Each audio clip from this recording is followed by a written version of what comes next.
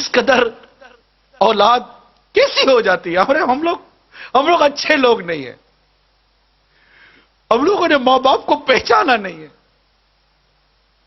اگر ہم ماں باپ کو پہچانتے تو آج مسلمانوں کے ممالک میں اولڈ ہاؤس نہیں ہوتے، بوڑھے ماں باپ وہاں پر اپنے اولادوں کو دیکھنے کے لیے ترستے نہیں۔ آج بوڑھے ماں باپ ترستے، شادیاں کروا دیتے کہ اولاد الگ ہو جائے، مگر یہ شادی کے بعد بیوی بچوں کی محبت میں اتنی گم ہو جاتی ہے کہ اس کو ماں باپ کی قدر و منزلت نہیں دیتی، ماں باپ کا ادب و احترام باقی نہیں رہتی، ان کی خوشیاں باقی نہیں رہتی۔ کبھی کوئی چیز ماں باپ کے لیے لے بھی نہیں جاتے کہ ابا یہ آپ کے لیے لایا ہوں، خوش ہو جاؤ۔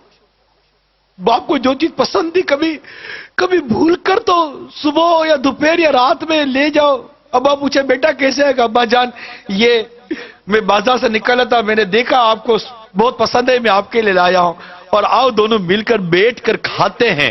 کبھی ہوا ہے ایسا؟ باپ جب نکلتا تھا تو آپ کی پسند کا پھل لاتا تھا کہ میرے بیٹے کو آم پسند ہے، نہیں میرے بیٹے کو کیلا پسند نہیں، میرے بیٹے کو سیب پسند ہے۔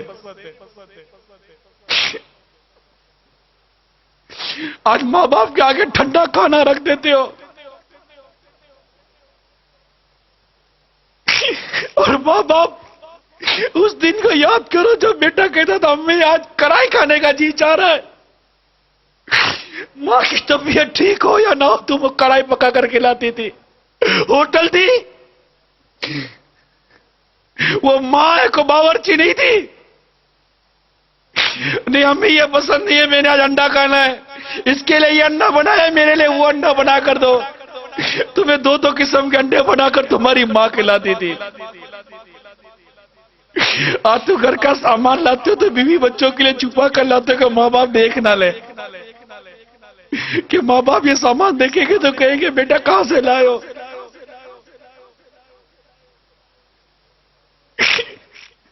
ارے ایسا سلوک تو مت کرو ماں باپ کے ساتھ، تمہارے ماں باپ ہیں،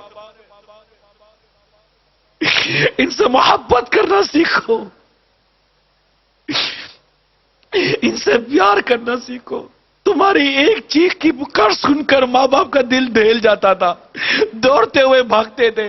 آج بوڑھی ماں بستر سے گر کر الٹی پڑی ہوئی ہے، تم کو اٹھانے کی فرصت نہیں ہے۔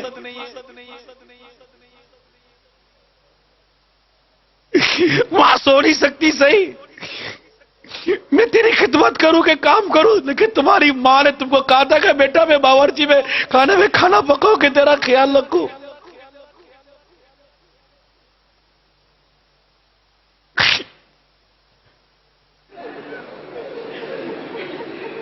تمہاری خوشیوں پر اپنی خوشیوں کو قربان کیا ماں باپ نے، تم ان کو خوشی دینے کے لیے اپنا وقت قربان نہیں کر سکتے۔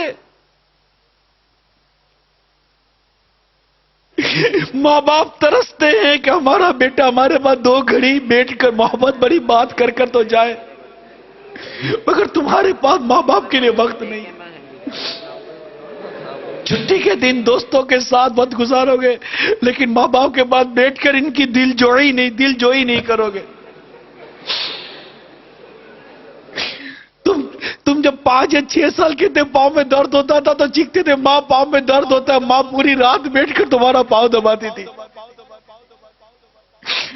باپ تمہارا سر دباتا تھا، بخار ہوتا تھا تو پانی والے کپڑا کر کر کے رات بھر تمہاری پیشانی پر رکھتے تھے، دن میں 12 مرتبہ تمہارا بخار چیک کرتے تھے، تمہاری گندگی صاف کرتے تھے۔ آج اس ماں باپ کو ڈاکٹر کے پاس لے جانا، تمہارے پاس ڈاکٹر پہ لے جانے کی فرصت نہیں ہے۔ ماں باپ اپنا سامان بیچ کر اپنا علاج کروا رہے ہیں، تم 2 پیسے ماں باپ کی بارگاہ میں پھینک کر سمجھتے ہو تم ان کا حق ادا کر رہے ہو، یہ درست نہیں،